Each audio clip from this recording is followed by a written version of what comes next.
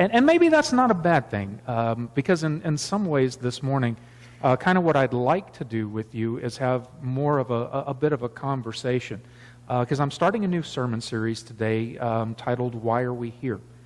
And I had a couple of experiences while I was on vacation that I think really kind of tied into the series, and did a couple of things that I had never done before.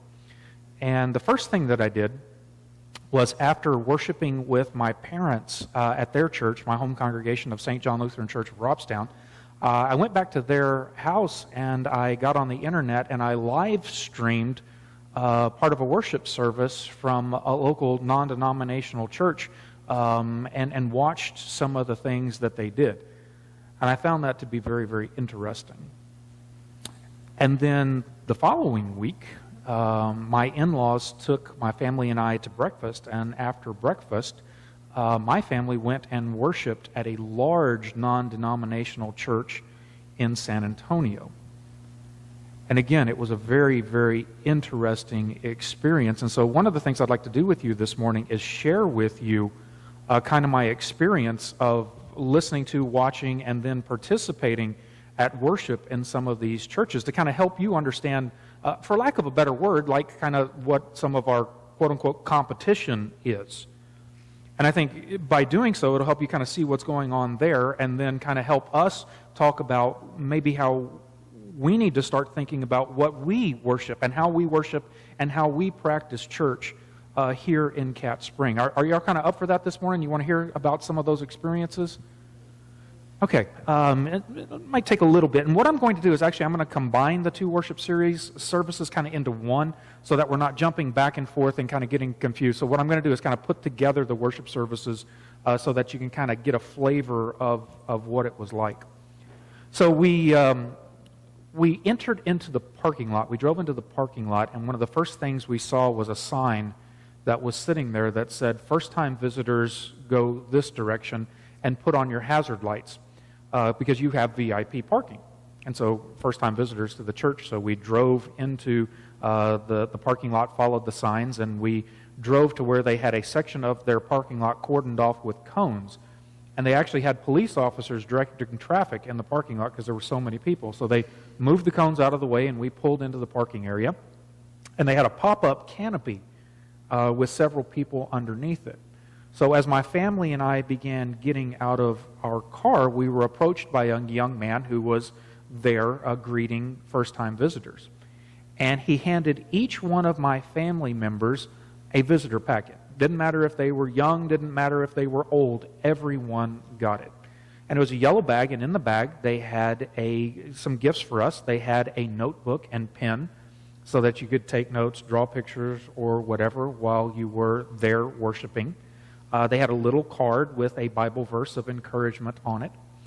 They had a gift certificate to one of the local Chick-fil-A's. They had a pamphlet, a very, very nicely done pamphlet, kind of introducing you to the church, talking about what they view the church as, with its mission statement, bold and big, and then kind of where you can plug in many of the activities and goings-on that were going on in the church. So, I mean, they had all of that front and center. And then finally they had what we would call maybe a bulletin, although it wasn't something you would open up. It was kind of just a one-page sheet deal, and it kind of had the theme of the day of one side, and of course it was Father's Day, so it was welcoming fathers and others and giving a blessing of fathers on the one side. And then on the other side, what they had was a kind of form and kind of notes for the sermon. So it would have various points that the pastor was going to be making in the sermon with a blank there, so you could fill in the blank when he covered that point. So it was a way to try to keep you engaged in the preaching and teaching at the church. So all of this stuff was in that welcome packet, and we each received ours, and we talked to the guy there for a few minutes, and he welcomed us and talked to us and told us, you know, he was really thrilled that we were there and that we would enjoy the preaching and the teaching and what have you. And about that time, another guy pulled up in a golf cart. It was one of them big, long golf carts with like 4 seats in it, so that the whole family could get in it. And he says, "I'm going to take you to the front of the church." Now, this was a welcome sight for me because I had hurt my knee. I was walking around with a walking stick, and I was very thankful that they were providing this, but this is what they did for first-time visitors. And we loaded onto the golf cart, and the guy started walking around, and he offered us all donut holes, giving us a little snack as we would be going up to the church. And of course, we all politely declined because we had just finished breakfast. We were all full, but the gesture was appreciated. So he took us up to the church, to the entrance, and we walked in. And man, it was like deer in the headlights, man. I mean, we were like monkeys looking at math problems. I mean, we were staring around going, what do we do? Because, I mean, the facility was huge. And we didn't know, do we go left? Do we go right? Where do we go to worship and stuff like that? I mean, we were just standing there looking, going, I mean, obviously lost. And within 30 seconds, one of the congregation members who was there noticed that we were looking around, lost, and came up and said, can I help you? So, I mean, they noticed where people were at and whether or not they were having difficulties. And we said, yeah, I mean, we're here for the 10 o'clock service. We know we're really early. We were there about 10 after 9 or so. We know we're really, really early, but we were hoping we might be able to find something to do or what have you. Can you give us some direction? He said, yeah. He said, there's a couple of things that you can do. There's our bookstore that you can go into and check things out. And then you can also go sit down in our coffee bar. We got some nice comfortable seats there, and you can sit and drink coffee and wait until the 10 o'clock service. So we thanked him, and we said, we were going to head to the bookstore. And so we started moving in that direction. And the thing that hit me as I was walking towards the bookstore is that I didn't need a bulletin to know what was going on in their church. They literally had everything that they were doing plastered on the walls. And it wasn't in like just pieces of paper and stuff like that. It wasn't this kind of mess and stuff like that. In fact, I think some of it was actually computer projected onto the walls. And so as you were walking, you could see all the educational opportunities that they had, all the Bible studies and small groups and stuff like that. You saw all like the kids programs, including like flag football that the church ran. They had a list of all the local ministries and things that you could participate there. And then they had another list of all the global mission trips that the church provided during the year. And so next to all of that, they had a series of pamphlet holders with pamphlets in it, so that if you saw something up there that piqued your interest, you could go right up there, pick the appropriate pamphlet, and take it with you so that you had all the information that you needed. It was all up there on the walls for you to see. And so we walked by all of that, and we went into the bookstore. And it was like a nice little Christian bookstore. For those of you who have been in Christian bookstores before, they got books, they have little knickknacks and stuff like that you can buy, stuff for birthdays, anniversaries, this, that, and the other. And so I checked things out. I wanted to see what they had, and then particularly the books that they were offering for people. And it was really interesting because most of the books were on kind of faith formation and growing in your faith. They had books on family and raising your family and help teaching the faith to your kids. They had books on prayer. They had books on church growth and what have you. And, as I was looking at some of them, I picked up a couple of books because I thought they would be good resources for the sermon series that I was going to be doing now. And my son even found a book on dinosaurs, which he was really, really thrilled with. So we purchased our books and what have you, enjoyed our looking around. And then we walked towards the coffee bar. And we were going to find a place to sit and wait for the next service.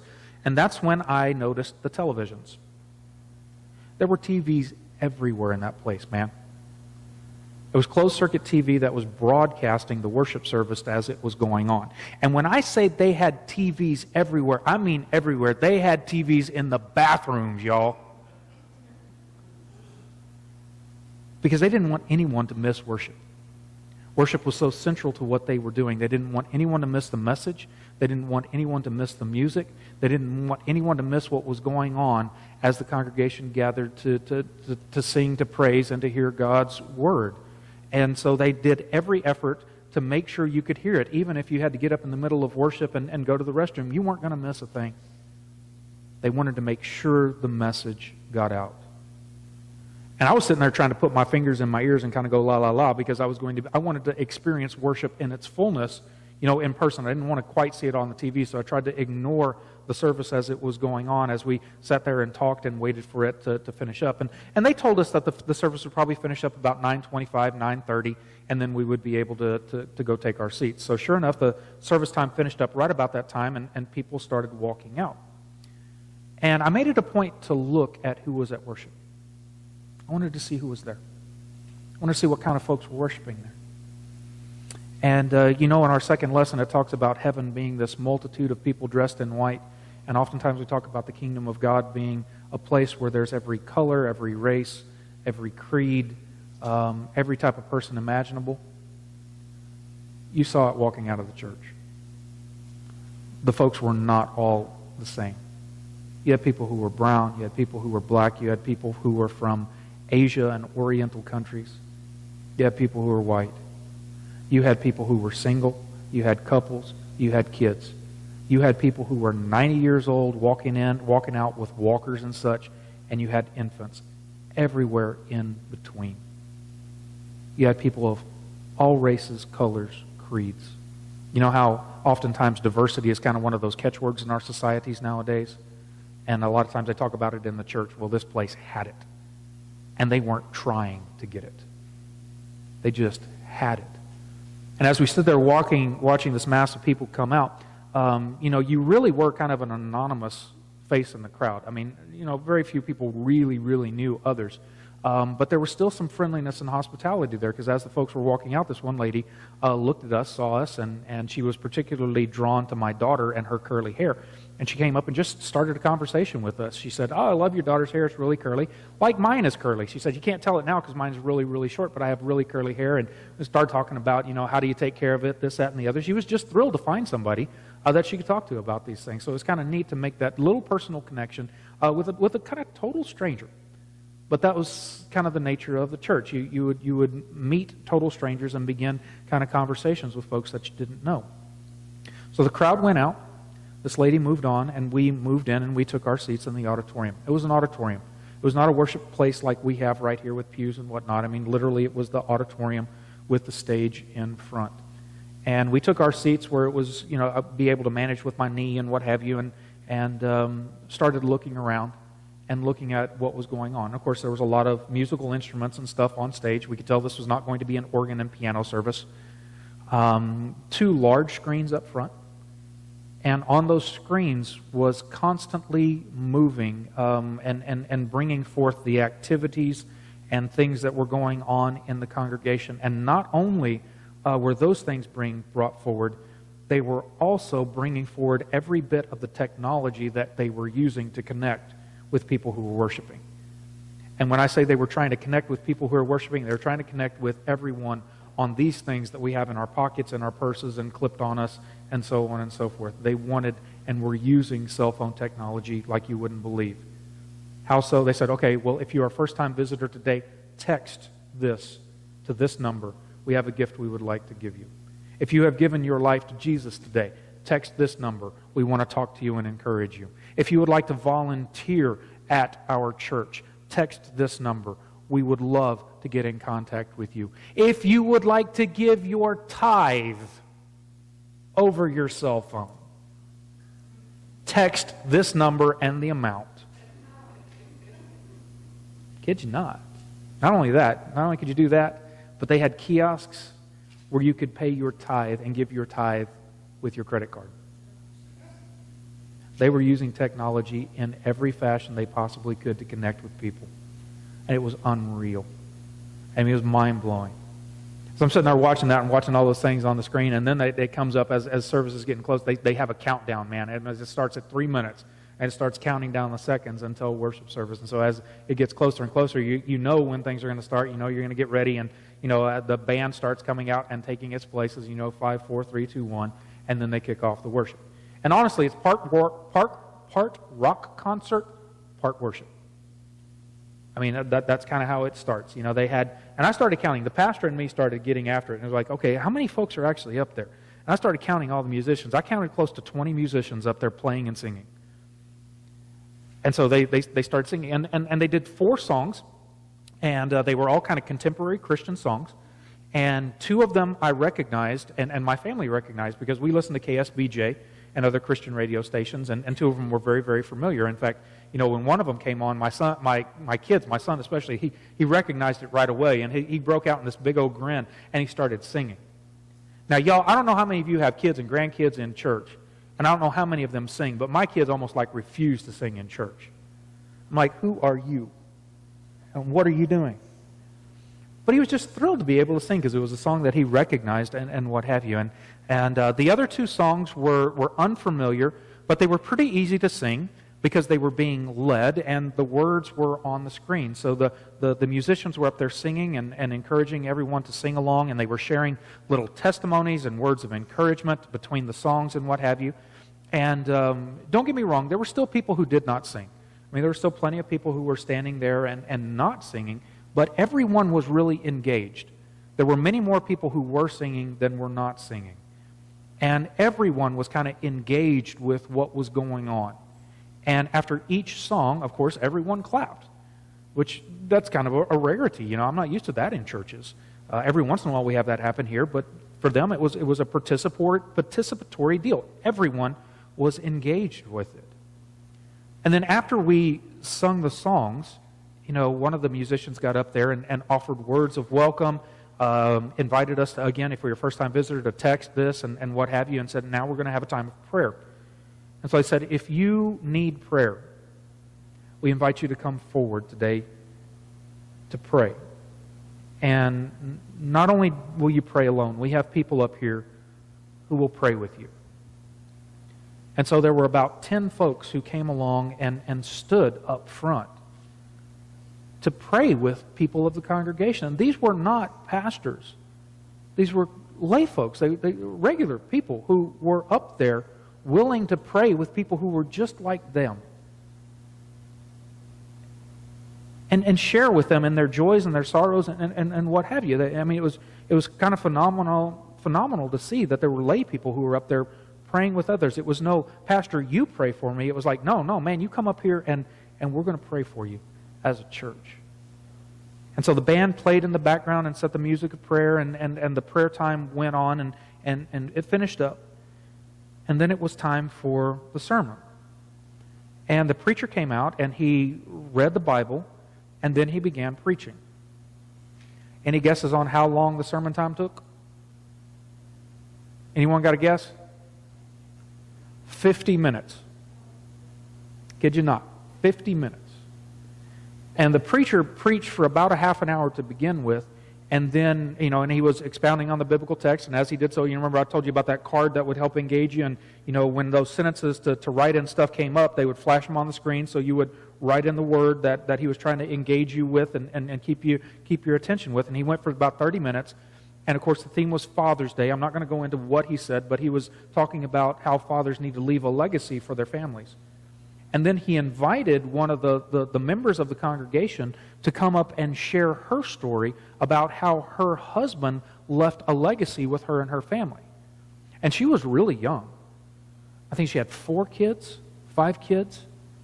And her husband had died 18 months earlier from a heart attack at a church retreat.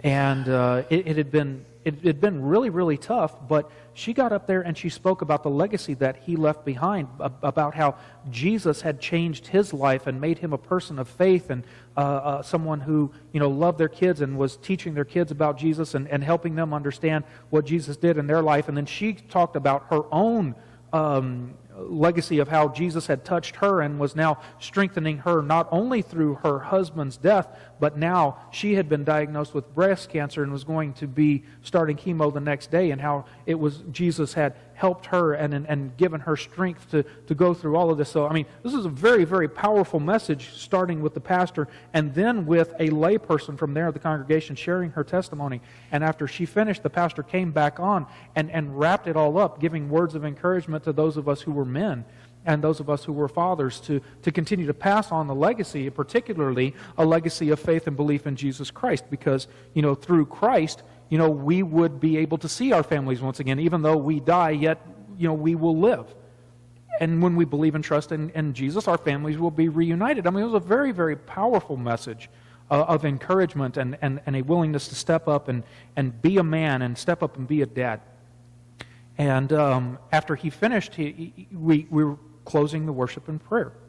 And of course, again, being Father's Day, the emphasis was on prayer for fathers. And he did something very, very powerful and very, very moving. He asked that everyone in the church place your hand on someone who is obviously a father, or who is a man who may want to be a father, or what have you, and to pray for all of us. And it was very, very moving to have my wife and my kids all put their hands on me to pray. And my kids were literally climbing on top of one another to be able to put their hands on Dad so that they could pray for their dad. It was just really, really touching. And of course, then he ended it with a prayer of invitation to commit to following Jesus Christ, to be his disciple. And he asked all of us to pray the same prayer together aloud. And then he said, if you have prayed this prayer in faith and you wish to follow Jesus, please raise your hand. And so there were several people who was raising their hands, and he said, thank you for your commitment to Christ. Thank you, text this number because we really want to make sure that you can grow in your faith and what have you. And thank you everyone for coming today, and we hope to see you again. And I walked out of that church that day, and I was just blown away. My head was spinning. I mean, anybody's head spinning now just with me telling you about it? It was overwhelming. It was completely and totally overwhelming as I walked out of that. And I was like, man, no wonder these churches are growing. No wonder they are bringing so many people together. And I posted that on Facebook, and I said, man, I said, I had these experiences, and for me, it's no wonder why they're growing. And you can't chalk it up to it being this happy, clappy stuff. Because it wasn't. It wasn't this happy, clappy, everything is hunky-dory message, not in the least.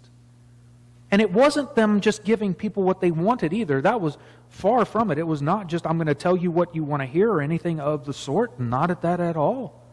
It went far beyond just those things. And so, being Facebook, somebody's going to, come back at you. And it wasn't a negative comment, but one of my other friends said, so after all of this, if it's obvious why they are growing, so what is it? I said, I don't know exactly.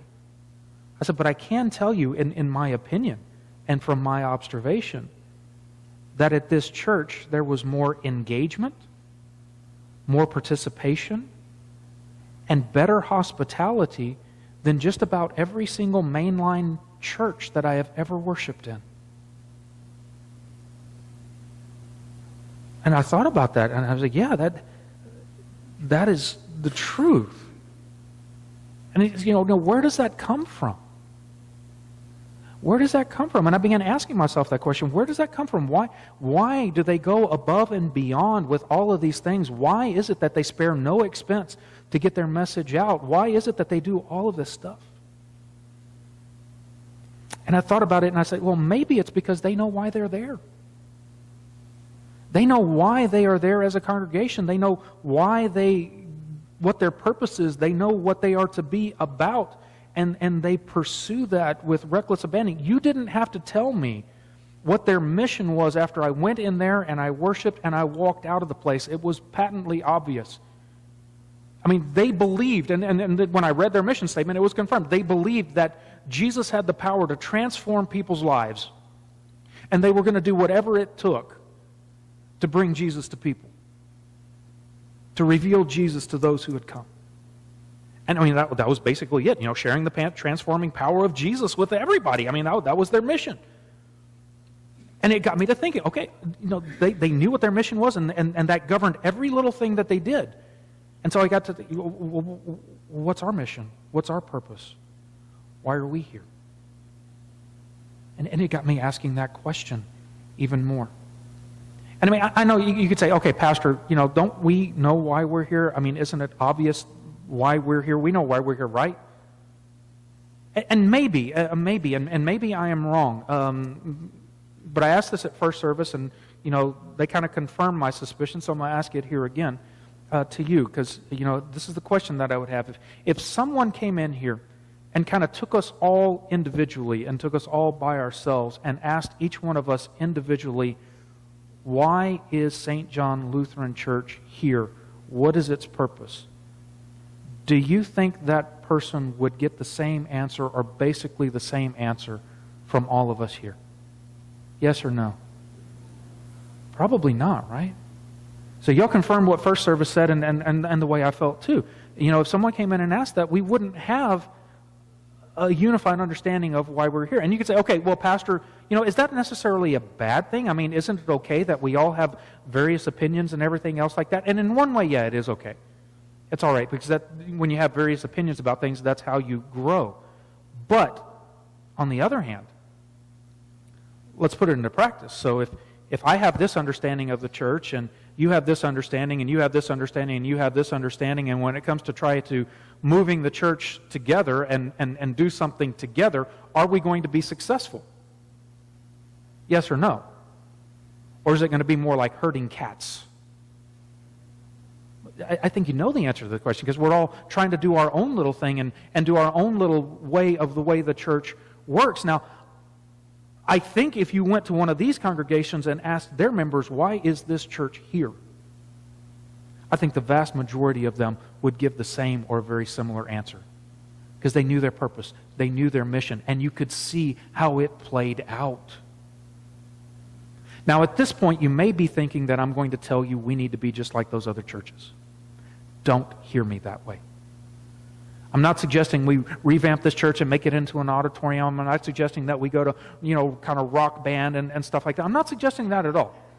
I'm not. Don't put that in my mouth, all right? What I am suggesting, though, is that perhaps, just perhaps, it is important for us to sit down and say, what is our sense of purpose?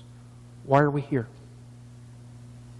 Because when we come up with that collectively, when we're all on the same page with that and we understand that, then great things can happen. We are much more effective in what we do. Decision-making becomes much more easier. Because whatever you understand your purpose to be will affect the decisions that you make. And how does that work? Well, let me just show you from an individual level. So let's say that you believe that your purpose in life is to pass on your family legacy and your family history and preserve it through your kids. Okay, let's just pretend that is what you believe your purpose is. And so on Sunday morning, you have a choice. You're presented with a choice of going and spending time with your kids with their grandparents to have the grandparents talk about the family history, or to go to church. Which of those are you going to choose? Be honest. You're going to go to your parents, because that's your deep down purpose. That's what drives you. That's the thing that becomes most important. Your purpose helps set your decision making and so on and so forth. And it happens with us as individuals, but not only that, it happens with organizations. And we see that happen all the time. And I'm going to pick on HEB a little bit. Because you remember what happened during Hurricane Harvey and what HEB did? Do you remember how they streamlined all their production processes and stuff like that to make sure they had tons of bread come out and milk and water and stuff like that, and they streamlined it so that they could take care of people in that emergency? You remember how they did that? And there were some people complaining, well, I don't get my type of bread and stuff like that. And what did HEB say? They said, wait a minute, no. We're not simply here to make a profit on groceries. We're here to take care of our communities. Their purpose and their mission shined through in their decision-making when tragedy hit, didn't it? And you can see that happening in organizations that have that. And you can also see the negative effects of that when some organizations and companies and stuff, they start with really, really good products. And, it's their goal to give you a really, really good product and be able to get their name out there and have you depend on them. And then all of a sudden something changes and they go from making a really, really good product to making a bad product, because they begin cutting corners, because their ultimate purpose goes from making a really good product that people depend on to what? Just money. And you can see how things change really, really fast. And so that shift in purpose has a dramatic effect on their effectiveness. And it's the same with the church. The same with the church. And I think that's why, like the listening committee, in their report said, y'all need to spend some time talking about your mission. You need to formulate a mission statement. We need to be able to get everybody on the same page and understanding of what our mission is as a congregation. And the thing about that is, I'm not going to stand up here and tell you what that is. Because that's simply me being a dictator and telling you what to do. I'm not going to do that. In order to effectively come up with a mission, we've got to do it together. We have to work on it together.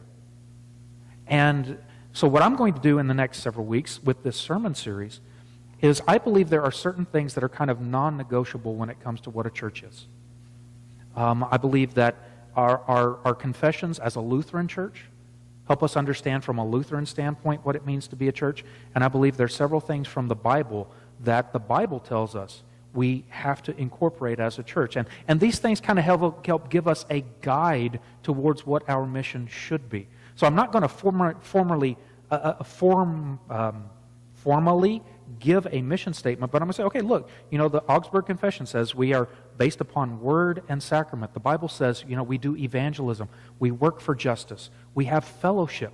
We care for one another. We grow in our faith through Bible study. We pass our faith down to another generation. And so over the next 9 weeks, I'm going to begin tackling these topics one by one and saying, okay, this is part of what leads us to mission. And then we're going to take some time to think and reflect on that. And then in September, at the end of September, we have a scheduled gathering on our 5th Sunday after we do a Gospel Sunday. And we're going to have a brunch and then a town hall where we can sit down and talk about these things. And hopefully begin to get a corporate sense of why we are here and what our mission is. So today I would like to invite you to join me on that journey. I would like to invite you to be a part of that and be a part of the discussion as we wrestle with that question and eventually say, okay, this is why we're here. Will you join me for that? All right. I look forward to it. Amen.